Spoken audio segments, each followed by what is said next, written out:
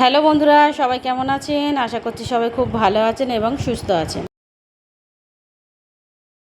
প্রথমে মাছগুলোকে নুন, হলুদ, জিরে, মরিচ দিয়ে ভালো করে ম্যারিনেশন করে নেব বা মাখিয়ে নেব। এরপরে একটা কড়ার মধ্যে বেশ কিছুটা সর্ষের তেল দেবো এবং ম্যারিনেশন মাছগুলোকে এক এক করে দিয়ে দেবো।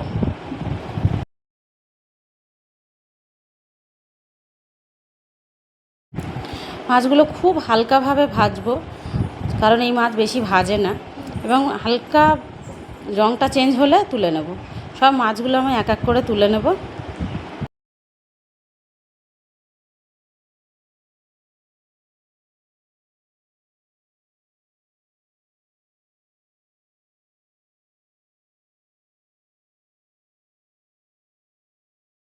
এখানে বেশ কিছু একটুখানি ভিডিও স্কিপ হয়ে গিয়েছে।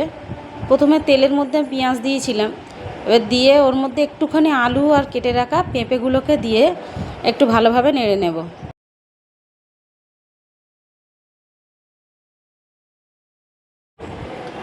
একটুখানি ভালোভাবে নেড়ে নিয়ে ওর ওপরে 1 চামচ মতো আদা রসুনের পেস্ট দেবো, দিয়ে বেশ ভালোভাবে নেড়ে নিয়ে ওতে একটুখানি জিরে বাটা দেবো, শুধু এটা জিরে বাটা দিয়ে বেশ ভালো করে সব মশলাগুলোকে একসঙ্গে গন্ধ ছাড়া পর্যন্ত নেড়ে নেব।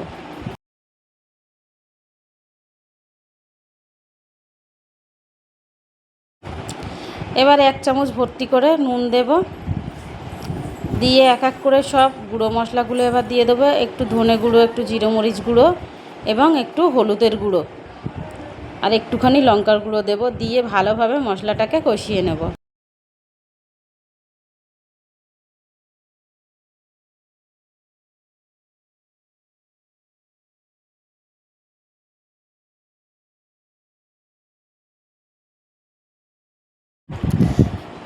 এইখানে আমি অল্প করে কিছুটা জল দেব, যাতে মশলাটা তলায় লেগে না যায় এবং ভালোভাবে কষানো হয়ে যায়।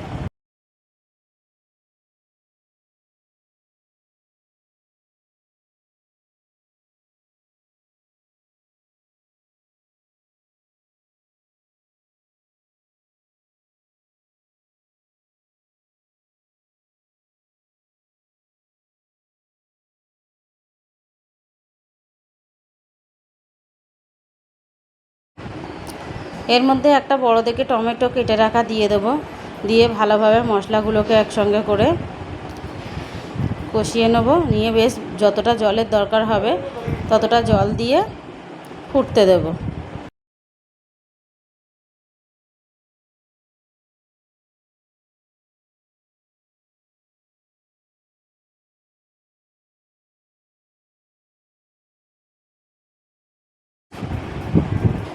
এখানে একটুখানি নুন আমার কম মনে হলো, ওই জন্য আর 1 চামচ মতো নুন দিয়ে দিলাম।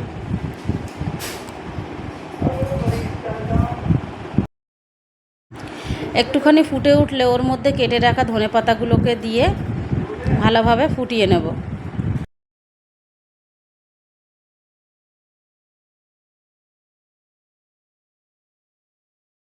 এখানে আরও একটুখানি নুন দিলাম, কারণ নুনটা একটু কম মনে হচ্ছিল, এবং এবারে ভাজা মাছগুলোকে এক এক করে সব দিয়ে দিলাম।